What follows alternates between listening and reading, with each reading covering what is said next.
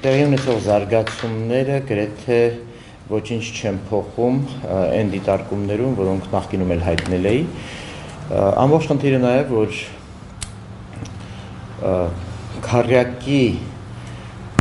քաղաքական ուժերի մոտ նրանց ավելի շատ միավորում են տակտիկական նպատակները, քան ռազմավարական նպատակները։ Իրականության մեջ քառյակը կազմավորող ուժերի պատկերացումները ապագա զարգացումների վերաբերյալ կարելի ասել տարբեր են, որովհետև եթե քառյակից երկու ուժ տվյալ պարագայում խոսեմ առաջին հերթին Ժառանգության և Հայ ազգային կոնգրեսի մասին, նրանք լավագույն դեպքում չեն բացառի այսպես ասած հեղափոխություն ներքևից տարբերակը, նկատի ունեմ փողոցային շարժումներով, ժողովրդավարական, այսպես ասեմ, լայն մասնակցային շարժումներով, ապա մյուս քաղաքական ուժը, որը չափազանց կարևոր ազդեցություն ունի քառյակի գործունեության վրա, Բարգավաճ Հայաստանը, այն առաջին հերթին տեսնում է 2017-18 թվականների ընտրափուլերի միջոցով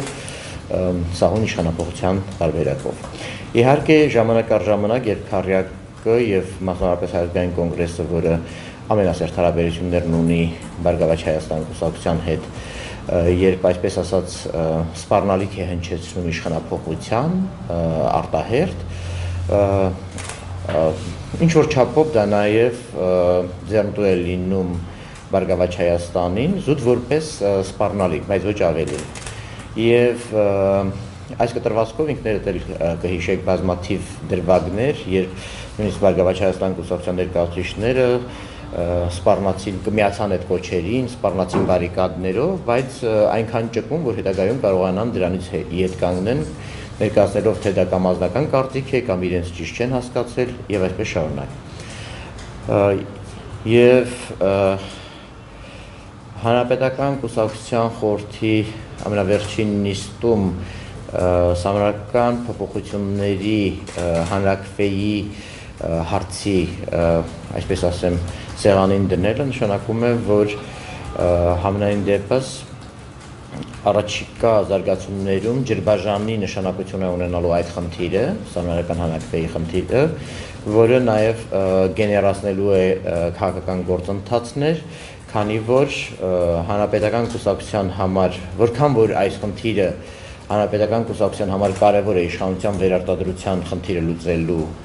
տեսանկյունից, նույնքան եւ կարևորվում է Բարգավաճ Հայաստանի եւ Հայ ազգային կոնգրեսի կողմից հատկապես խաղի կանոնների փոփոխություն թույլ չտալու տեսանկյունից, որովհետեւ շատ տրիվիալ է, Բարգավաճ Հայաստանը ակնկալում է վերստին անել այն փորձը, ինչ որ արվեց 2012 թվականին, իրեն հասու եղանակներով ստանալ քվեների մեծամասնություն եւ ստանալ կառավարություն կազմավորելու իրավունք։ Թերևս սա է Բարգավաճ Հայաստան կուսակցության անփոփոխ ռազմավարությունը տարիներ շարունակ, մի խնդիր, որը նա չկարողացավ լուծել 2012 թվականին, բայց 2013 թվականի ապրիլին կառավարության փոփոխության տեսքով կարողացավ մասնակի լուծում տալ։ Իհարկե անձի առումով կառավարությունը Բարգավաճ Հայաստանի համար ցանկալի է, սակայն այն, որ Բարգավաճ Հայաստանը չի կարող այդ կառավարության եւ պատասխանատվությունը կրել եւ նաեւ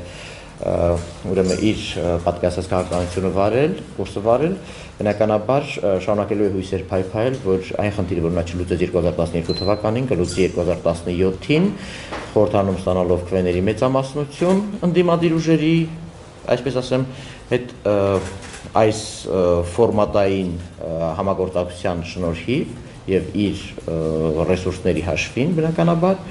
եւ այդ կերպ կպարտադրի իշխանությունը անցնցում փոխանցել իրեն։ Սա մի խնդիր է, որի հետ տեսանելիորեն լուրջ խնդիր ունի հանրապետական կուսակցությունը, քանի որ բազմիցս հայտարարել է, որ իշխանությունը զիջել չի պատրաստվում։ Հետևաբար սահմանական բարեփոխումների հարցը, որը թույլ է տալիս հանրապետական կուսակցությանը լուծել իր վերարտադրության խնդիրը, բնականաբար դառնալու է թերևս ներքաղաքական կոնֆլիկտի, եթե անգամ չերևացող, բայց իրականում հիմնական պատճառը եւ արմատը, որովհետեւ հանրապետական կուսակցության համար դա մի ձև է, մի ճանապարհ է սահուն լուծելու իշխանապողության խնդիրը, իշխանության փոխանցման խնդիրը եւ մյուս կողմից Բարգավաճ Հայաստանը հասկանում է, որ դա թույլ տալու դեպքում իսպառ զերկվում է այն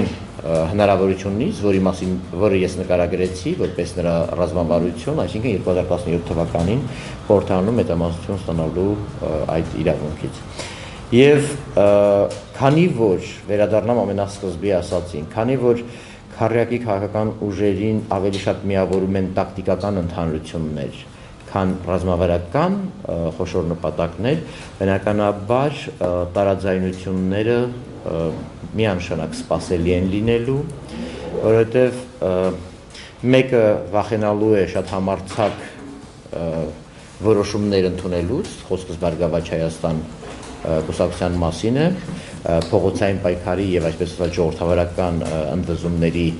վերաբերյալ, մյուսներն բնականաբար կարող են այլ դիրքորոշումների վրա հայտնվել սահմանական փոփոխությունների խնդրով պայմանավորված, կախված նրանից, թե դա ինչ չափով կբավարարի իրենց շահերը։ Հետևաբար պատահական չէր, որ այս մոտ օրերս առնվազն ոստիկանապետի շուրթերով հնչեցվեց աշուն իշխանության կողմից ոստիկանական մեթոդներով թեժացնելու, այսպես ասած, սպառնալիքը, դա կարծեք թե նախազգուշացում էր, այսպես ասած, վճռական ճակատամարտից առաջ, թե ինչով այն կարող է ավարտվել ընդդիմության համար։ Ես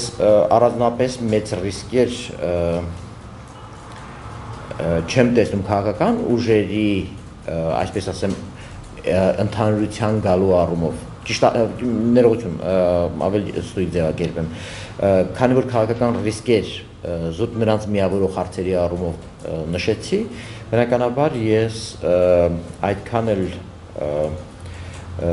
չեմ տեսնում, որ աշնանը քառյակը կարողանա գեներացնել այն պրոցեսները, որին սպասում է հասարակությունը, եւ հետեւաբար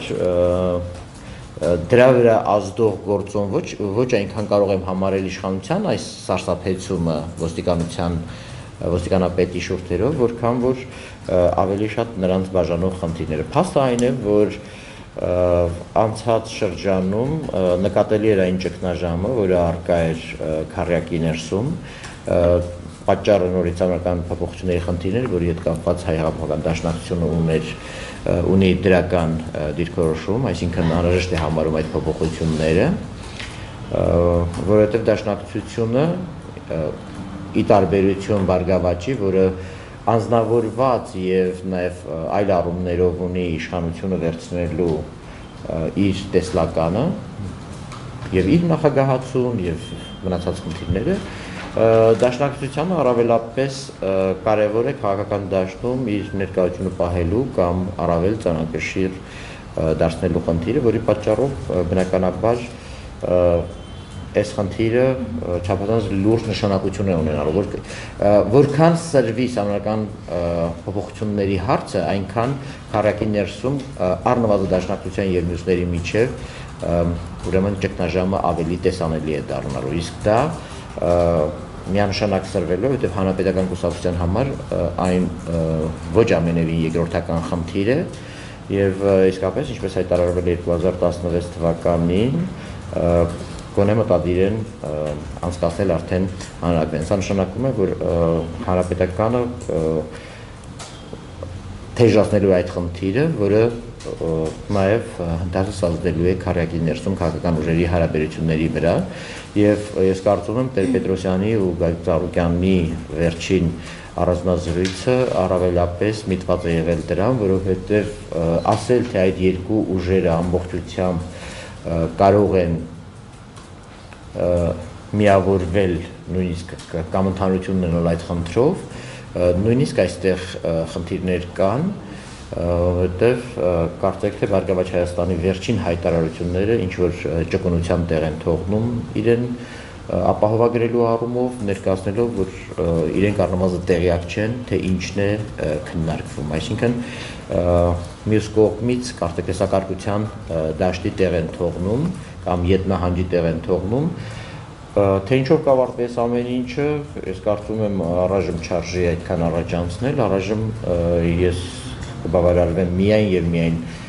այդ ռիսկերի մասին խոսելով, որովհետեւ եւ ասել ուղղակի, որ քարյակը աշնանը որևէ այլ համարձակ գործողության չի գնա, քան 1 կամ 2 ենթադրենք հանրահավաք կազմակերպելը, որը ավելի շատ արդեն հասարակությանը հաշվետվություն ներկայացնելու ինչ որ մի բան կլինի, որ աշնանը ինչ որ մի բան արել ենք, քան թե դա կլինի շատ ավելի լուրջ պրոցեսի նախերգանք։